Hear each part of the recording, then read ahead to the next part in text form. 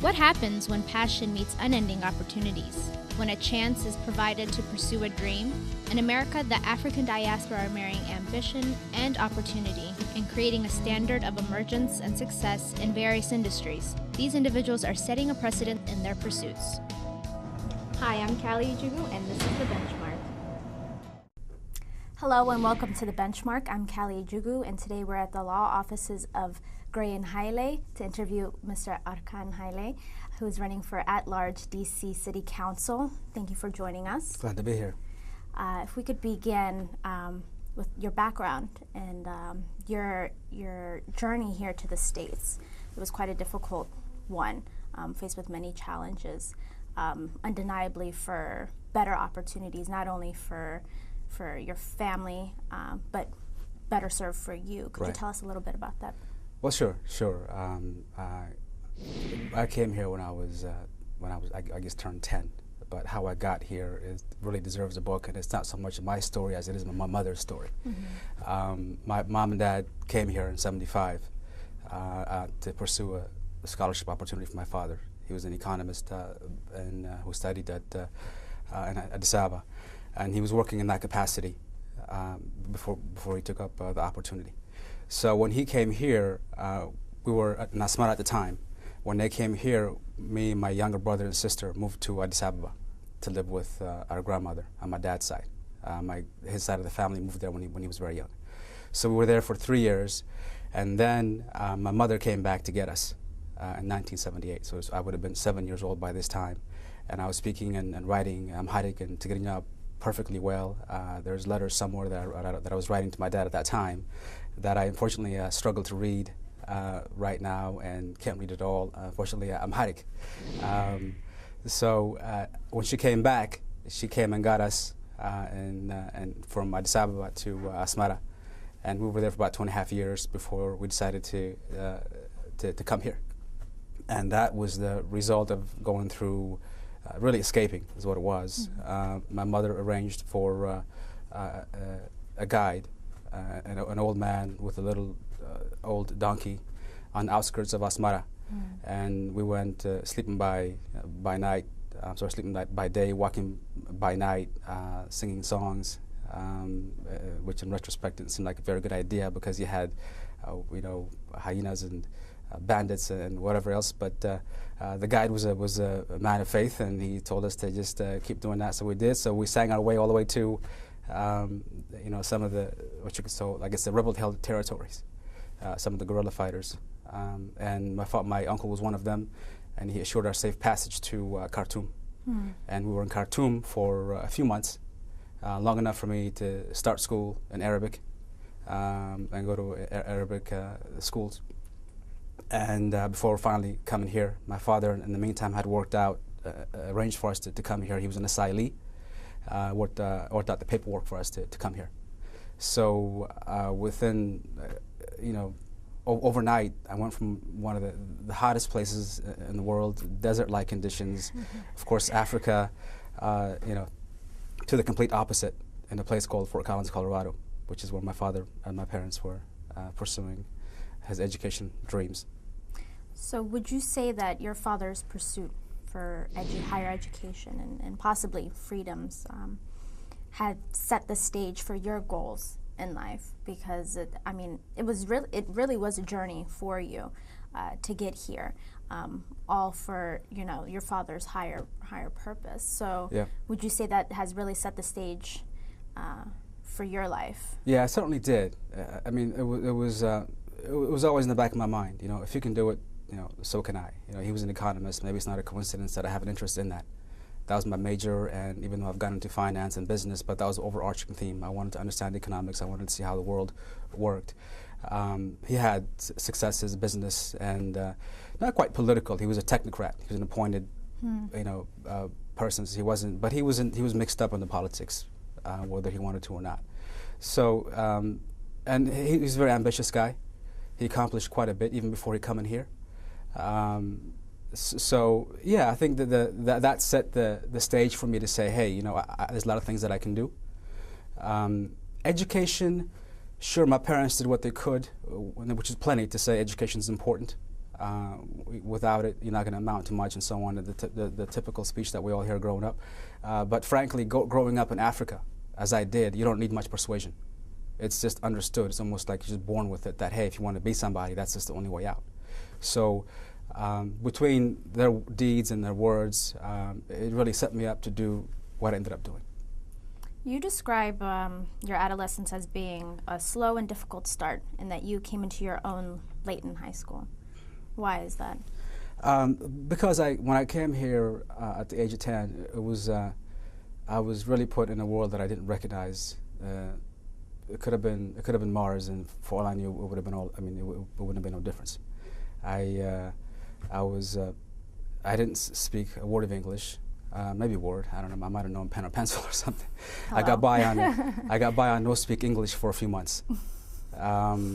Never seen snow before. Hardly ever interacted or seen white people before. But now I was the only black kid in a room full of white kids. So it was just culturally, geographically, you name it, it could not have been more stark. And we were living in a mobile home at the time for the first few years when we moved here. So it was just a difficult start to transition for me.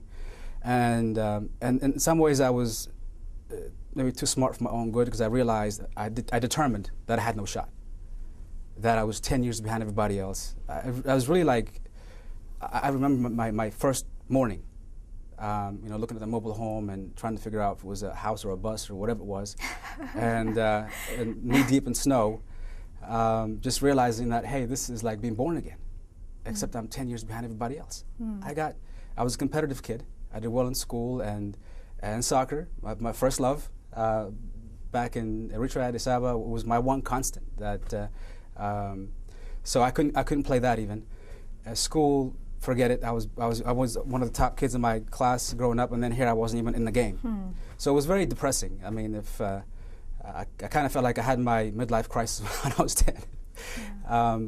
And so it was difficult just to get up from underneath that.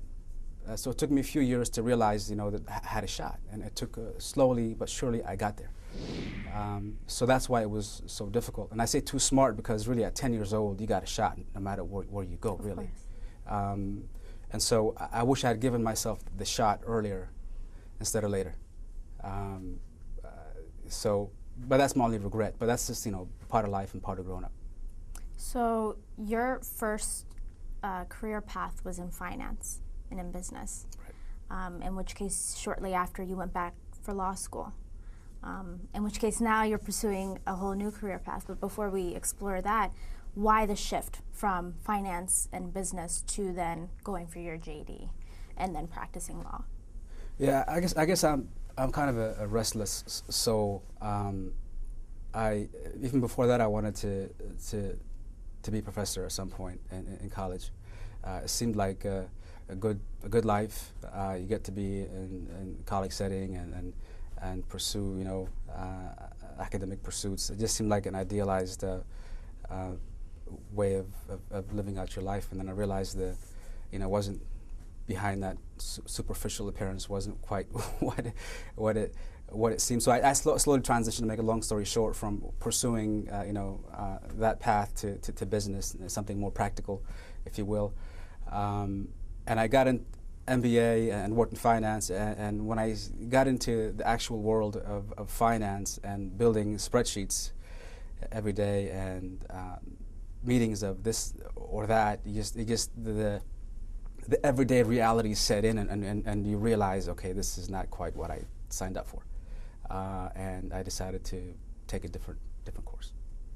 So now if we could talk about your current run. Sure. You're from going to like Fortune 500 companies and big law firms and currently working in law, to now running for the seat in at-large DC City Council. I think it's fair, like we were talking earlier, it's easily said that you're going from comfort to conflict and challenge.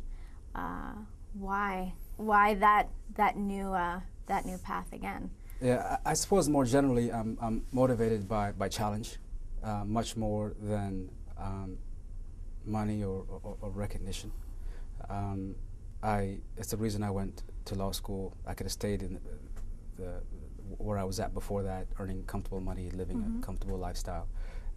It's the reason I left the big firm that I was with to go teach in Eritrea for free, because it just seemed interesting and challenging and something that worth living for. You know, so that's why you live. I think is just to pursue these challenges, so you can look back someday and say, you know what, I gave it my all. Right. For as long as I could remember. I've always had this thing of giving it my best. I know it sounds corny, but I just don't want to have to look back and say, you know, what if I'd done that?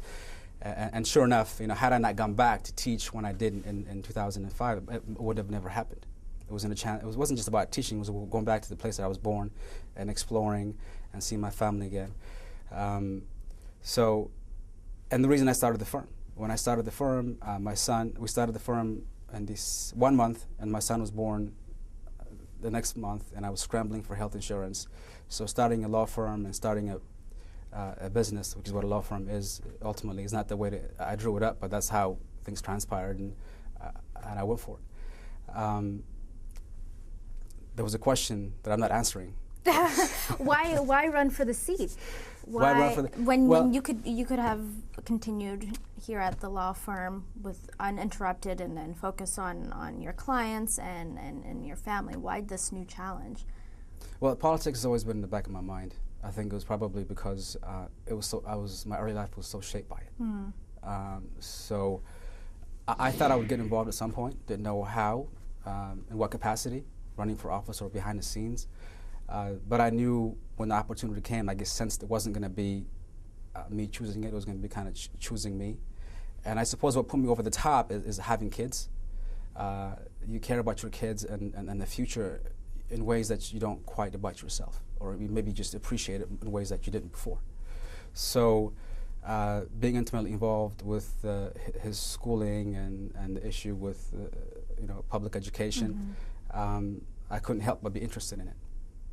So the debate on education and also our city's fiscal management and management in other respects, as evidenced by the current mess that's taking place right now with our city's leaders, inspired me or motivated me to go for it.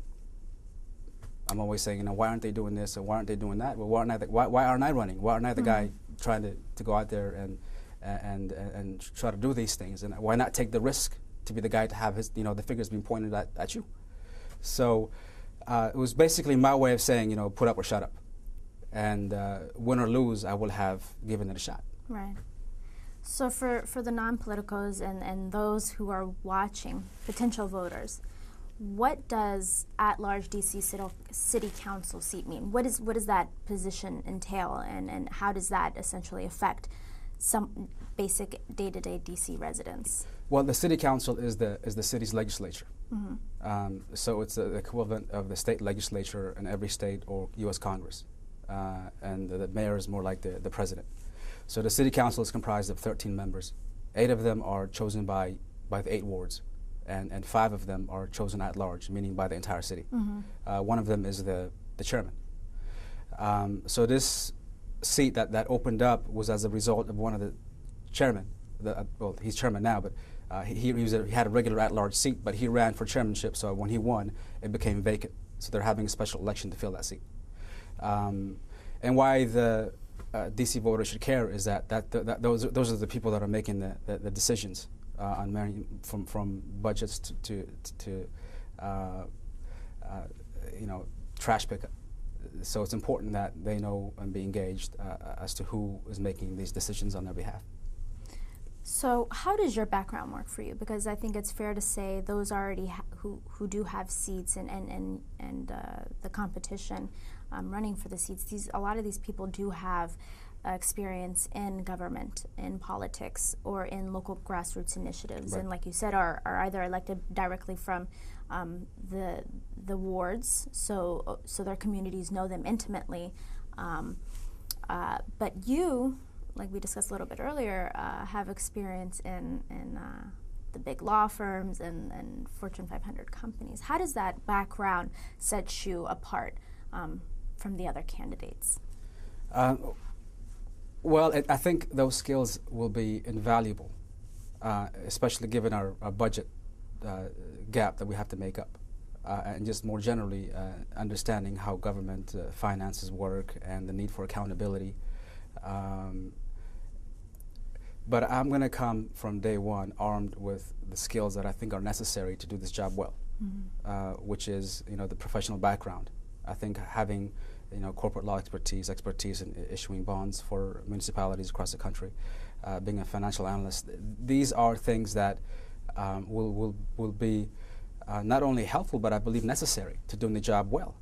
And the more we have people armed with those types of skills, the better.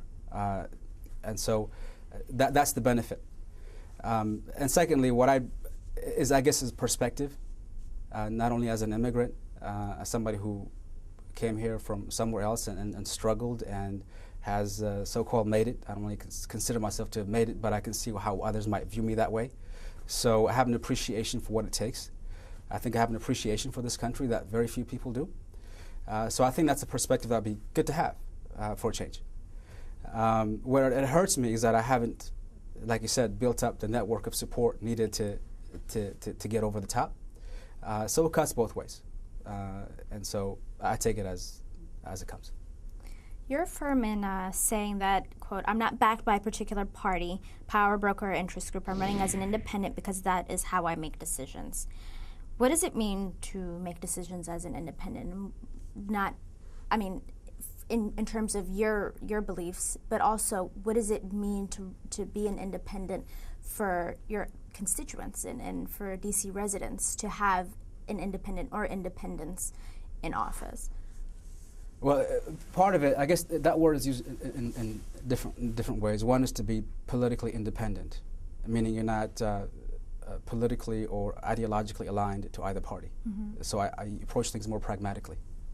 So if there's a decision to be made, you make it because it makes sense, or based on how well you think that will serve the district, without concern to a particular interest group that's backing you.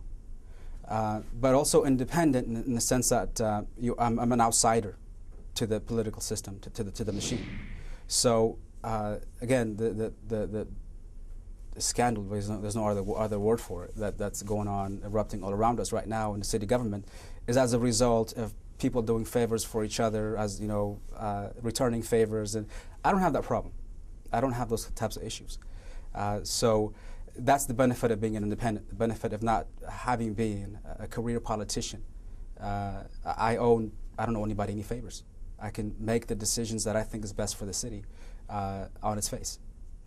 So I think it's fair to call it like a big boys club, in that, and we were discussing earlier about how the other candidates and those in office, they're backed by their peers.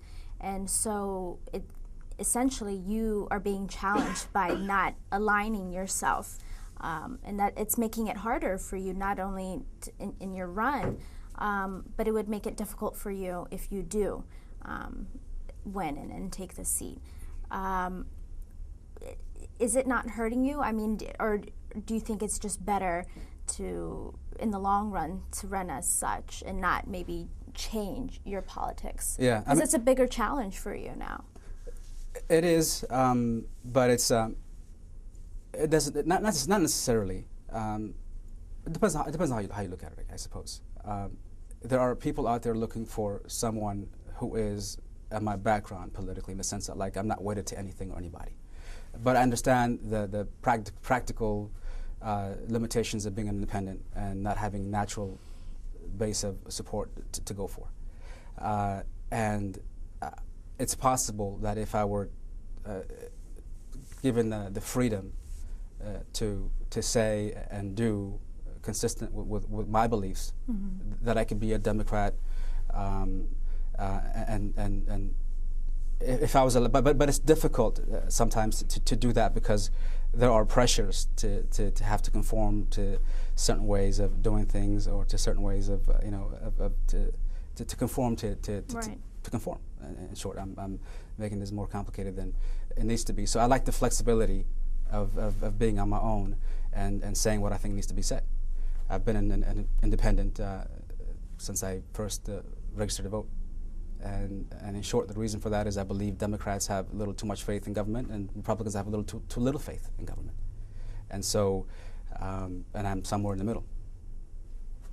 So for your possible voters, and what are your policy plans, and what is your position? Where do you see the changes that need to be made, and what do you see need to kind of be revitalized and changed? Like what can you bring, and what's your background in that sense? Well, what motivated me to run was education specifically, because of my son's own education. He's in public school, started public school. My belief is that there's a little too much focus on teachers. Don't get me wrong, we need to make it as easy as possible to fire bad teachers, and to the extent the union, their union insists on protecting every last teacher, then I think they're doing a disservice to the students, and I think the teachers as well. So to that extent, I think their interests are misaligned with the students. But without the parents' involvement, I don't think a lot of this is going to matter a whole lot. We can have world-class teachers, world-class facilities, world-class administrative support. If the parents don't get involved, if the kids don't have the motivation to learn, and I know it's early to hold them accountable at the early age, but at some point, as they reach high school, and certainly in high school, we have to hold them, we have to say, they have to be held responsible for their futures. So unless there's buy-in from the students, buy-in from the teachers, I don't think a lot of this reform effort is going to amount to much. Now the question, of course, is how do you do it? And I think we start by at least including parents in our public discourse. I mean, it's a pink elephant in the room. I mean, you talk to any teacher and it's like, that's really what we need to talk about. That's what we need to address. But it's not being addressed. So just acknowledging it is a good start. Secondly is maybe having a parent coordinator at each school, a strong parent coordinator who's, maybe it's a full-time job for that person to reach out to parents, to educate them, to tell them about their kids, how they're doing, how they can improve, give them tips, something as simple as don't have TV on Monday through Friday, or if that means you got to do without it, then so be it, because their kids' education is that important.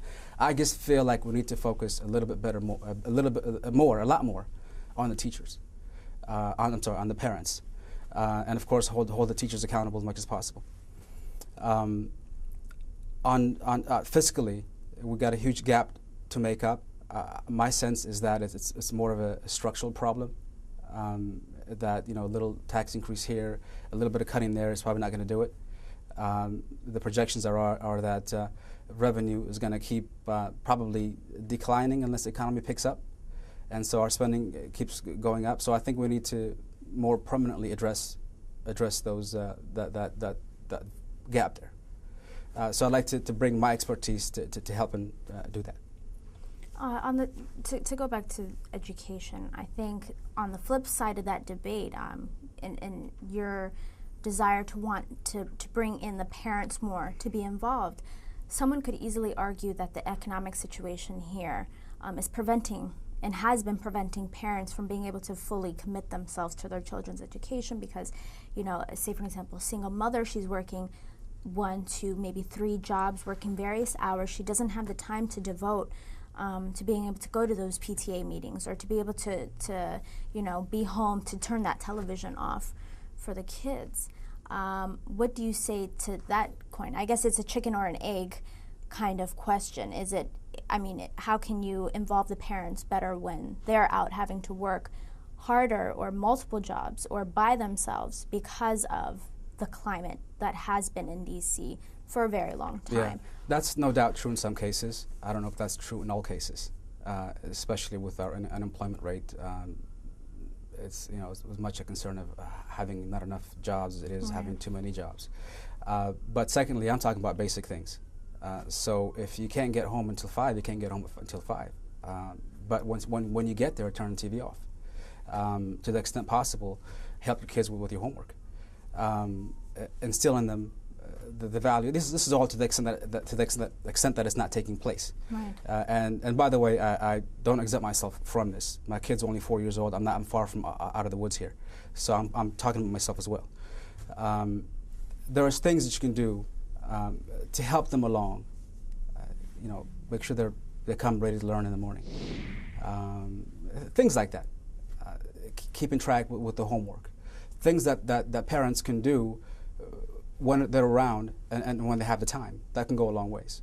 So I'm not holding a parent that you described to the same standard as a parent from the wealthy parts of Northwest, where one of the parents, probably the mother, doesn't work, has got the time and ability and resources to look after the kids. But that's if they're going to a public school. And are right. fortunate Actually, enough many do go, because there are very good public schools in that part of town. Right. Right, but they could be going to private school. So I'm not suggesting that the kid from. By the way, that's me. I'm not that far removed from that reality. My mom was working multiple jobs. My dad was sick and fighting cancer, and it isn't as if I don't get it. I get it. Right. But within those constraints, Right. we can do a lot more.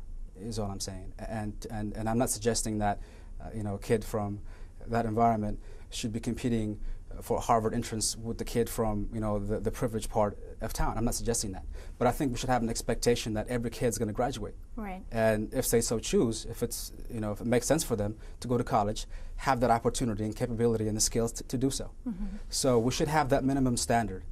Let's not let the perfect be the enemy of the good.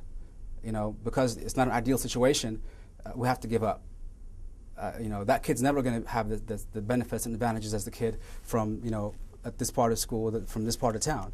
And therefore, what's the point of trying, that type of thing? But it is possible. I mean, you are an example of that, as is our president, as are many people, and that is possible. But essentially, you're saying that the onus then really should be put on the parents. I think we can do a lot more. I really believe that, and sometimes we focus on what makes it difficult, what makes it impossible, as opposed to working with what we have to make it happen. And there's no shortage of me. I mean, I like to tell kids, with every chance I get, if I can do it, so can you. We're not all the same. We have different backgrounds and so on and so forth. But I'm one of many. And so how did those kids that came out of those situations do it, while the other kid living next door didn't do it or didn't do as well? So instead of focusing on why that kid didn't, let's focus on how that kid did it, and try to raise, help parents of that kid, or come up in the same ways that the other kid. So that's really working with what you got. Sure. Right. Well, unfortunately, we have to take a short commercial break. We've been speaking with Arkan Haile, who's running for at-large DC City Council. We'll be right back after this short break.